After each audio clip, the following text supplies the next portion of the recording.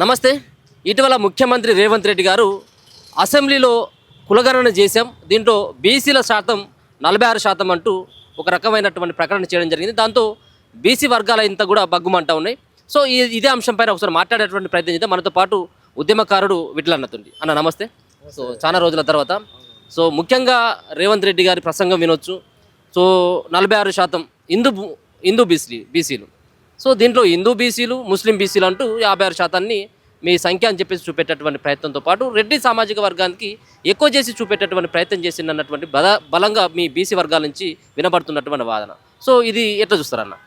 ప్రధానంగా భారతదేశంలో 75 సంవత్సరాల పాటు దేశంలో సగభాగమైన బీసీల లెక్క చేయకపోవడం ఈ రాజకీయ పార్టీలు, ఈ పాలకులు చేసిన కుట్ర.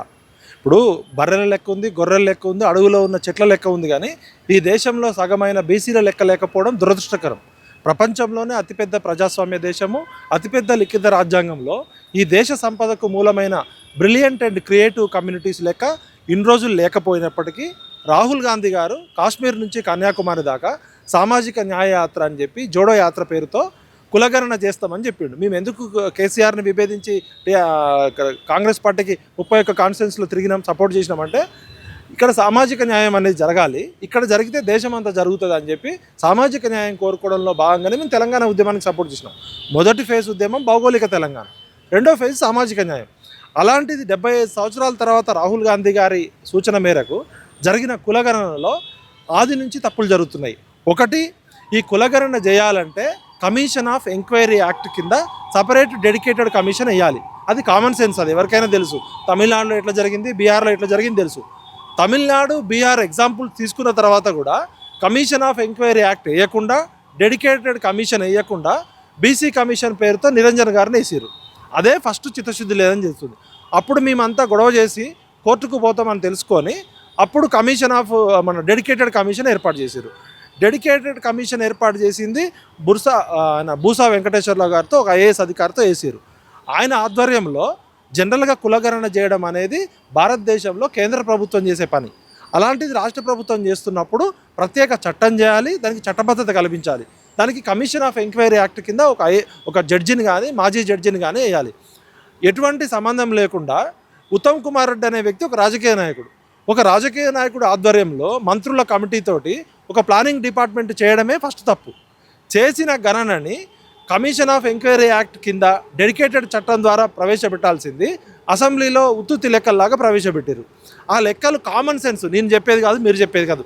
ఇవాళ ఎలక్షన్ కమిషన్ వెబ్సైట్లో ఉన్న ఓటర్ల సంఖ్య 3.5 కోట్లు దాదాపు, plus or minus.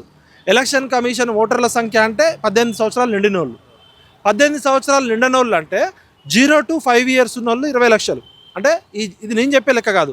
Health commission పుట్టిన ప్రతి బిడ్డ లెక్క తీస్తుంది. అంగన్వాడీ టీచర్ దగ్గర నుంచి ప్రైవేట్ హాస్పిటల్లో పుట్టినా, గవర్నమెంట్ హాస్పిటల్లో పుట్టినా, మంత్రసాని ద్వారా పుట్టినా కూడా పుట్టిన ప్రతి శిశువు జనన చేస్తేనే దాదాపు 15 నుంచి 20 లక్షలు ఉన్నారు. అదేవిధంగా 1వ తరగతి నుంచి 10వ తరగతి చదివే పిల్లలు 45 లక్షలు ఉన్నారు.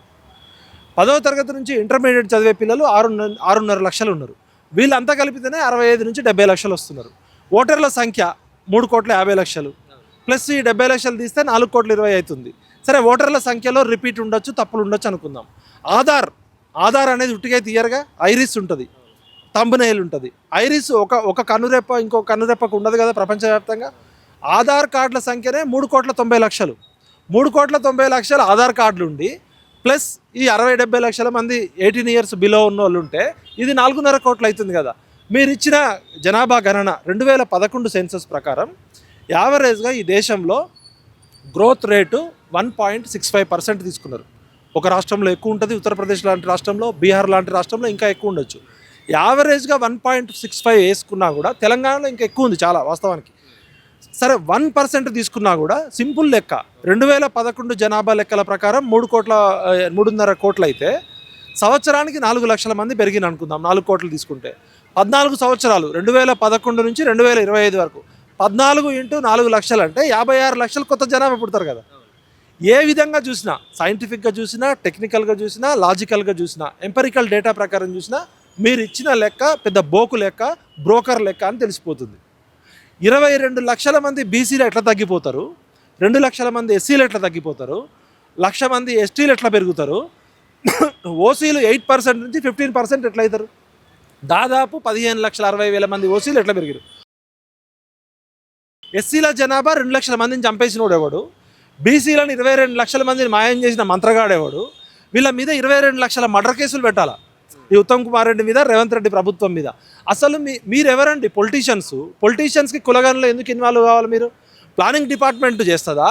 డెడికేటెడ్ కమిషను సబ్జెక్ట్ ఎక్స్పర్ట్స్ తోటి, స్టాటిస్టిక్స్ ప్రొఫెసర్స్ తోటి, సోషల్ సైంటిస్టులతోటి, లీగల్ ఎక్స్పర్ట్స్ తోటి, పాపులేషన్ స్టడీస్ చేసే అనుభవం ఉన్నోళ్ళతోటి సపరేట్ ఒక జడ్జి గారి ఆధ్వర్యంలో డెడికేటెడ్ కమిషన్ వేయాలి. అంటే మీకు చిత్తశుద్ధి లేదు. ఇది ఎట్లాగూ ఇట్లా చేస్తే కోర్టులు కొట్టేస్తాయి కాబట్టి మేము చేసినట్టు ఉండాలి, కోర్టు కొట్టేసినట్టు ఉండాలి. రాహుల్ గాంధీ ఏమో సామాజిక న్యాయం పేరుతో తెలంగాణ రోల్ మోడల్ అని దేశం అంతా తిరుగుతున్నాడు. I'm asking straight forward mister Rahul Gandhi, what is this non sense? మీరేమో సోషల్ జస్టిస్ అని చెప్తున్నారు. 22 లక్షల మంది బీసీలను చంపమనా? ఇవాళ మాకు అన్యాయం జరిగింది కాదు, అవమానం కూడా జరిగింది.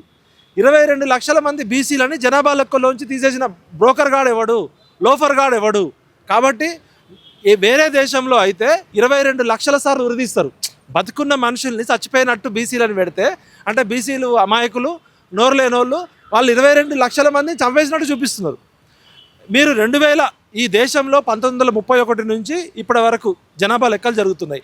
1951 నుంచి 2011 యావరేజ్ సెన్సెస్ తీసుకున్నా కూడా బీసీల జనాభా ఎక్కడ తగ్గలే. National rural development separate mission తోటి వేస్తే గ్రామీణ ప్రాంతాల్లో తెలంగాణలో 56% బీసీలు ఉన్నారు, పట్టణ ప్రాంతాల్లో 51% పైగా ఉన్నారని సెంట్రల్ గవర్నమెంట్ ఇచ్చిన డేటా ఉంది. హెల్త్ కమిషన్ రిపోర్ట్ చెప్తున్నాయి, ఎడ్యుకేషన్ రిపోర్ట్ చెప్తున్నాయి. ఏ విధంగా చూసినా మీకు అనుకూలంగా ఒక 2 మంత్రులు 3 మంత్రులు కూర్చొని ఆ సందీప్ సుల్తానీ అనేటోడు మేము బీసీ కమిషన్ మీటింగ్లకు పోయినప్పుడే కులగణన మీద జరిగిన రివ్యూ మీటింగ్లోనే పాల్గొనలే. ఆయన చిత్తశుద్ధి అక్కడే తెలుస్తుంది. మా ప్రొఫెసర్ మురళీ మనోహర్ సార్ కానీ, మా పృథ్వీరాజ్ అన్న కానీ, మా సింహాద్రి సార్ కానీ, ఈ ప్రొఫెసర్ల కమిటీ ఒక 20 సార్లు కలిసింది. బీహార్ మోడల్లో చేయండి అని వాళ్ళకి చెప్పింది. ఈ విధవలకు ఎట్లాగూ చేయడం చేత కాదు, ఈ రాజకీయ నాయకులకు సోయి ఉండదు, ఈ ఆఫీసర్లకు తెలివి ఉండదనే బీహార్ మోడల్ చేయమని మనసా వాచా కర్మన అక్కడ జరిగిన అనుభవాన్ని బీహార్లో ఎట్లా జరిగిందో అట్లా చేయండి రా నాయన అంటే పేరుకు చేస్తామని చెప్పి డెడికేటెడ్ కమిషన్కి తెలవకుండా, డెడికేటెడ్ కమిషన్ని నిర్వీర్యం చేసి బీసీ కమిషన్కి తెలవకుండా తూతూ లెక్కలు చెప్పారు. రేవంత్ రెడ్డి గారు ఏమంటారు? మా కాంగ్రెస్ పార్టీ తరఫున 42% బీసీలకి రిజర్వేషన్ ఇస్తామంటున్నాడు. రేవంత్ రెడ్డి గారు ఏమన్నా రాజరికంలో ఉన్నాడా? రేవంత్ రెడ్డి గారి ఇంట్లో పంటలో పండిన బీరకాయలా, జామకాయలా ఇవ్వడానికి? నేను ఇస్తా 42%, మీరు కూడా ఏమని చెప్తున్నాడు? మీరు బేవకూఫ్లా, పాలనాపరులా? మీరు పరిపాలకులు అయితే రాజ్యాంగబద్ధంగా, చట్టబద్ధంగా ఒక ఎంపెరికల్ డేటా బేస్ చేసుకొని చేయమని చెప్తే కులగణనలో ఎంత వస్తే అంత ఇవ్వండి. మీరు 42% ఏ బేస్తో ఇస్తారు? ఎస్సీ ఎస్టీలకి ఎంపెరికల్ డేటా బేస్ ప్రకారం ఇస్తున్నారు. బీసీల జనాభా ఎంత ఉంటే అంత ఇవ్వండి. ఈ ఓసీలలో ఈడబ్ల్యూఎస్ రిజర్వేషన్ అనేది ఎకనామికల్లీ వీకర్ సెక్షన్కి ఇచ్చింది. గరీబ్ వాళ్ళు అందరికీ ఇవ్వాలి, అది ఓన్లీ ఓసీలకని కాదు. అట్లాంటిది 10% కూడా లేని వెలమలు, బ్రాహ్మలు, కమ్మలు, రెడ్లు, వైశ్యాస్కి 10% ఓసీలు ఉంటే 10%లో పేదోళ్ళు ఎంతమంది ఉంటారు? ఒక 3% 4% ఉంటారు. 3 to 4% ఉన్న అగ్రవర్ణ పేదల కోసం 10% రిజర్వేషన్ ఇస్తున్నారు. అంటే 200%. అది వాళ్ళు 5% ఉంటే 10% రిజర్వేషన్ ఇస్తున్నారు. బీసీలు 55% ఉంటే 27% ఇస్తున్నారు. అంటే దానికోసం కులగణన చేస్తే వచ్చిన కులగణన డేటాలో ఈరోజు సమాజంలో డేటా ఈజ్ ఎవ్రీథింగ్. నేను అబద్ధం చెప్పొచ్చు, రేవంత్ రెడ్డి తప్పు చెప్పొచ్చు, రాహుల్ గాంధీ తప్పు చెప్పొచ్చు, కానీ స్టాటిస్టిక్స్ తప్పు చెప్పవు, డేటా తప్పు చెప్పదు.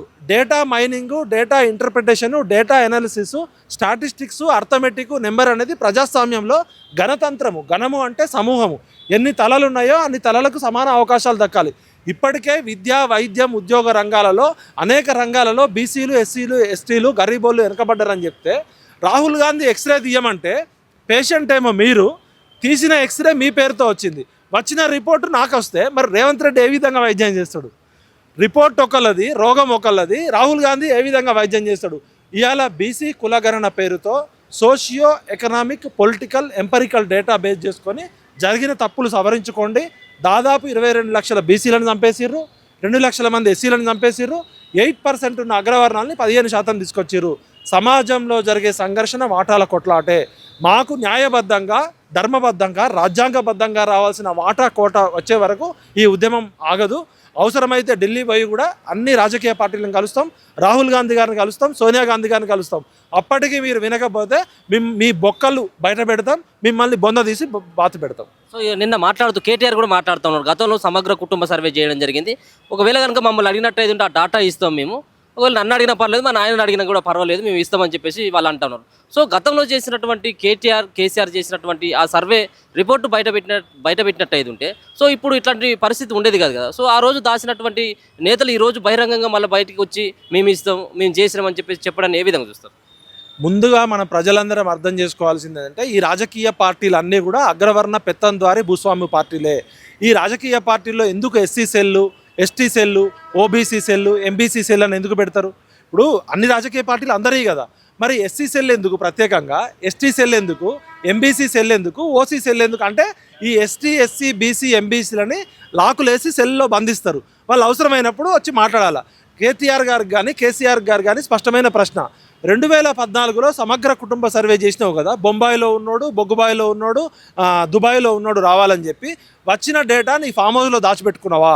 మరి ఎందుకు 10 సంవత్సరాలు బయట పెట్టలే? అంటే నువ్వు సామాజిక స్మగ్లరే కదా. జనం అందరి డేటా తీసుకొని మీరు దాచిపెట్టిరంటే ఫస్ట్ దోషులు మీరు. కాంగ్రెస్ పార్టీ అధికారంలోకి వచ్చినాక 14 నెలలు అవుతుంటే ఫస్ట్ రోజే మీరు చేయాలి కదా. కేసీఆర్ ఈ డేటా దాచిపెట్టిండు, మా అధికారులు మాకు ఇచ్చిర్రు, ఈ అధికారుల డేటా ప్రకారం ఇగో కేసీఆర్ చెప్పిన లెక్క ఇది, మేము చేయబోతున్న లెక్క ఇది అని కంపేర్ చేయాలి కదా. డేటా అనేది కంపైల్ చేయడము, కంపేర్ చేయడము, డేటా అనాలిసిస్ చేయడము, డేటా ఇంటర్ప్రిటేట్ చేయడం అనేది భాగం కదా, సైంటిఫిక్ పద్ధతి కదా. ఇది 2011 డేటా, ఇది కేసీఆర్ పెట్టిన డేటా. మేము చేయబోతున్న డేటా ఈ విధంగా ఉంటుందని మీరెందుకు బయట పెట్టలే? వాడెందుకు దాచిపెట్టిండు? దాచిపెట్టినోడు దొంగ అయితే దాచిపెట్టిన డేటాని బయట పెట్టకుండా మీరెందుకు దాచిపెట్టిరు? మరి మినిస్ట్రీ ఆఫ్ హెచ్ఆర్డీలో మీ గవర్నమెంట్ వెబ్సైట్లోనే పెట్టుకున్నారు. కేసీఆర్ 100% తప్పు చేసిండు. ఎస్సీ, ఎస్టీ, బీసీల డేటా దాచిపెట్టుకున్నాడు. ఆయన కేవలం ఆయన కుటుంబం ఓట్ల కోసం, సీట్ల కోసం వాడుకున్నాడు అనేది బహిరంగ రహస్యం. మరి మీరు వచ్చినాక 14 నెలలు ఎందుకు దాచిపెట్టిరు ఆ డేటాని? మీరు ఎందుకు అరెస్ట్ చేయలే వాళ్ళ మీద? ఈ డేటాని అంతా కేసీఆర్ పర్సనల్గా వాడుకున్నాడు, ప్రజల సొమ్ముతోటి చేసిన డేటాని వాడుకున్నాడని రేవంత్ రెడ్డి ఫస్ట్ కేసీఆర్ మీద కేసు పెట్టాలి కదా.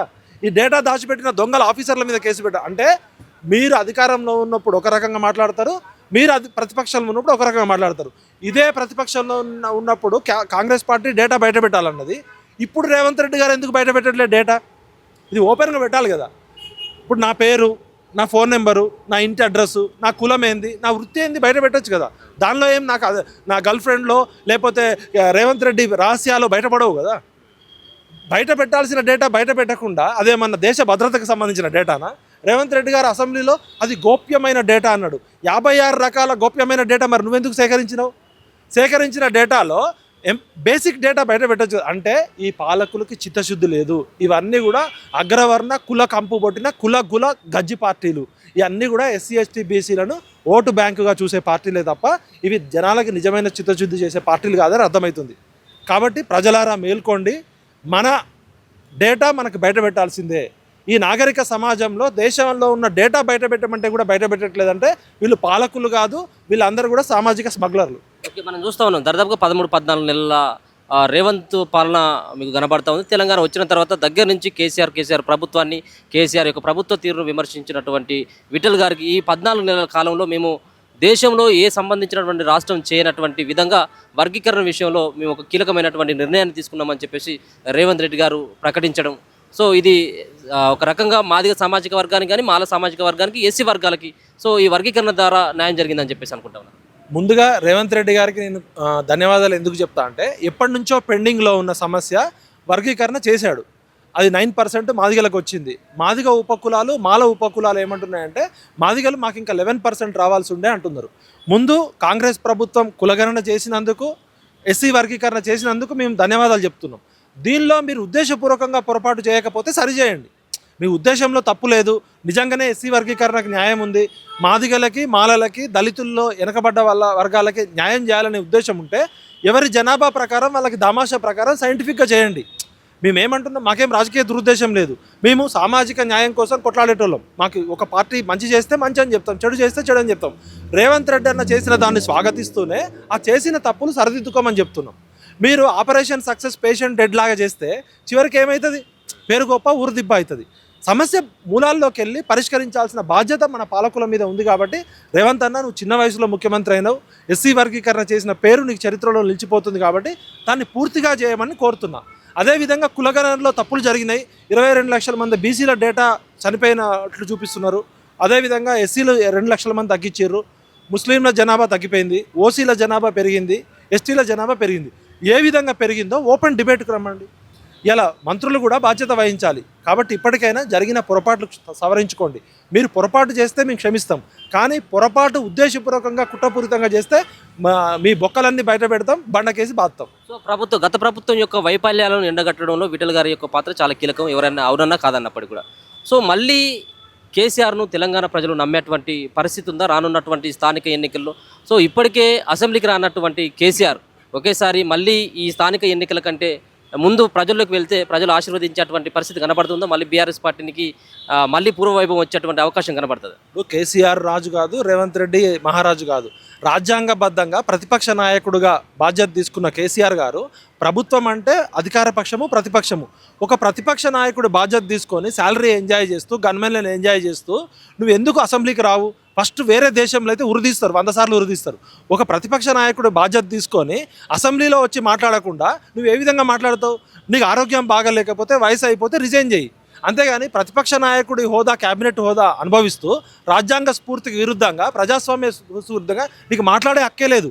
నువ్వు లక్షల మందితో మీటింగులు పెడతా అంటున్నావు, మరి ప్రతిపక్ష నాయకుడు అసెంబ్లీకి రావద్దా? అసెంబ్లీ అంటే అధికార పక్షము ప్రతిపక్షం కదా. ప్రతిపక్షం అంటేనే షాడో క్యాబినెట్ కదా. అంటే నువ్వు ఇన్ని సంవత్సరాలు, 60 సంవత్సరాల సుదీర్ఘ అనుభవం ఉన్నోడివి, 10 సంవత్సరాలు ముఖ్యమంత్రి చేసినోడివి, ప్రతిపక్ష నాయకుడు పాత్ర నీకు నచ్చదు, జనం మీద అలిగినవా నువ్వు? అంటే ముఖం లేదా నీకు ప్రజల్లోకి రావడానికి? ఫస్ట్ నువ్వు ప్రతిపక్ష నాయకుడు జాబ్కి రిజైన్ చేయి. నీకు మాట్లాడే అర్హత కూడా లేదు. రేవంత్ రెడ్డి తప్పులు చేస్తే నిలదీద్దాం, అడుగుదాం, కడుగుదాం. కానీ ప్రతిపక్ష నాయకుడు బాధ్యతగా ఉండి నేనేదో ఫామ్ హౌస్లో ఉంటా, నాకు ఇష్టం వచ్చినప్పుడు లేస్తా అంటే ఇది నీ అయ్యా జాగీరు కాదు, ఇది ప్రజాస్వామ్యం. ప్రజల చేత, ప్రజల కొరకు, ప్రజలే పరిపాలించిన ప్రజాస్వామ్యంలో ముఖ్యమంత్రికి ఎంత బాధ్యత ఉంటుందో అంతకన్నా ఎక్కువ బాధ్యత ప్రతిపక్ష నాయకుడికి ఉంటుంది. కాబట్టి నువ్వు ప్రతిపక్ష నాయకుడిగా ఉండాలనుకుంటే ఫస్ట్ అసెంబ్లీకి రా, నిలదీ, పోరాటం చేయి. నువ్వు ఫామ్ హౌస్ రాజకీయాలు బంద్ చేయి. ఓకే, ఇప్పుడు పార్టీ మారినటువంటి ఎమ్మెల్యేల పైన సుప్రీంకోర్టు 18వ తారీఖు వాయిదా వేయడం జరిగింది. సో పార్టీ మారినటువంటి ఎమ్మెల్యేల వ్యవహారంలో సో గతంలో కేసీఆర్ చేసినటువంటి తప్పు మళ్ళీ ఇప్పుడు యాజ్ రేవంత్ రెడ్డి గారు కూడా అదే పని చేయడం జరిగింది. సో 10 మంది ఎమ్మెల్యేల పైన ఒకవేళ కనుక అనర్హత వేటు వేసినటువంటి దశలో మళ్ళీ సంబంధించినటువంటి వాళ్ళు పోటీ చేస్తే, ఇప్పుడున్నటువంటి సందర్భంలో మళ్ళీ పోటీ చేస్తే కాంగ్రెస్ పార్టీ నుంచే పోటీ చేయాలి. సో ప్రజల్లో కాంగ్రెస్ పార్టీని విశ్వసించేటువంటి పరిస్థితి ఈ 14 నెలల కాలంలో కనబడతా ఉందా సార్? ఇదే రేవంత్ రెడ్డి గారు ప్రతిపక్ష నాయకుడు ఉన్నప్పుడు మా కాంగ్రెస్ ఎమ్మెల్యేని గొర్రెల్లాగా బర్రెల్లాగా కొన్నావు. వీళ్ళంతా పొలిటికల్ ప్రాస్టిట్యూట్లు, అమ్ముడు పోయిన వాళ్ళు. ఒక పార్టీ టికెట్ మీద, బీఫామ్ మీద గెలిచి, ఒక పార్టీ సింబల్ మీద ఓట్లు వేయించుకొని, ఒక పార్టీ కండవా కప్పుకొని ఎలక్షన్లలో పోటీ చేసిన ఈ రాజకీయ నాయకులు ఆ పార్టీకి రాజీనామా చేయకుండా, ఆ ఎమ్మెల్యే పదవికి రాజీనామా చేయకుండా ఇంకొక పార్టీ కోసం పోవడం అంటేనే ఇది పొలిటికల్ ప్రాస్టిట్యూషన్. ఈ పొలిటికల్ వ్యభిచారులని రాళ్లతో కొట్టి చంపాల. అసలు ఇప్పటికే రాజ్యాంగము, సుప్రీంకోర్టులు తప్పు చేస్తున్నాయి. నీకు ఆ పార్టీ సిద్ధాంతాలు నచ్చకపోతే నువ్వు ఆ పార్టీ పదవి ద్వారా, ఆ పార్టీ ఓట్ల ద్వారా వచ్చిన ఎమ్మెల్యే పదవి కూడా వదిలేయాలి. నియోజకవర్గ అభివృద్ధి కోసమని ఈ కొత్త కొత్త కథలు చెప్తున్నారు. అందుకనే సుప్రీంకోర్టు ఏం చెప్పిందంటే స్పీకర్ నిర్ణయాధికారం అనేది ఎక్కువ రోజులు పెట్టుకోవద్దు, విచక్షణ అధికారం కూడా ఒక లిమిట్ ఉంటుంది. మహారాష్ట్రలో కానీ, అస్సాంలో కానీ, మణిపూర్లో కానీ జరిగింది. 3 నెలల నుంచి 6 నెలల లోపు పార్టీ మారిన ఫిరాయింపుదారుల చట్టం కింద వాళ్ళు డిస్క్వాలిఫై అయ్యారు ఆటోమేటిక్గా. ఖచ్చితంగా కేసీఆర్ గారు ఏ తప్పు చేసిండో రేవంత్ రెడ్డి కూడా అదే తప్పు చేస్తుండో. అదే సీసా, అదే సారా. సీసా అదే, సారా అదే, స్టిక్కర్ కూడా అదే. ఓన్లీ కేసీఆర్ బొమ్మ పోయి రేవంత్ రెడ్డి బొమ్మ వచ్చింది. కాబట్టి వీళ్ళ వల్ల పెద్ద ఉరిగేదేం లేదు. వెలమ దొర పోయి రెడ్డి దొర, రెడ్డి దొర పోయి కమ్మ దొర. ఈ వెల్కమ్ రెడ్డి దొరల వల్ల ప్రజాస్వామ్యానికి డేంజరే. వీళ్ళంతా మాఫియా కొడుకులు, వీళ్ళు ప్రజాస్వామ్యానికి కాపాడేటోళ్ళు కాదు. నిజంగా రేవంత్ రెడ్డికి సిగ్గు, శరం, మానవ అభిమానం ఉంటే నువ్వు ప్రతిపక్ష నాయకుడు ఉన్నప్పుడు ఏ విధంగా వాడిని తిట్టినావు? మరి ఇప్పుడు వచ్చి నువ్వు అదే పని చేస్తుంటే నీవు నేర్పినే విద్య నీరజాక్ష అంటారు. కేసీఆర్కి నైతిక బాధ్యత లేదు, రేవంత్ రెడ్డి గారికి నైతిక అర్హత లేదు. వీళ్ళంతా ఏంటంటే పొలిటికల్ ప్రాస్టిట్యూట్స్.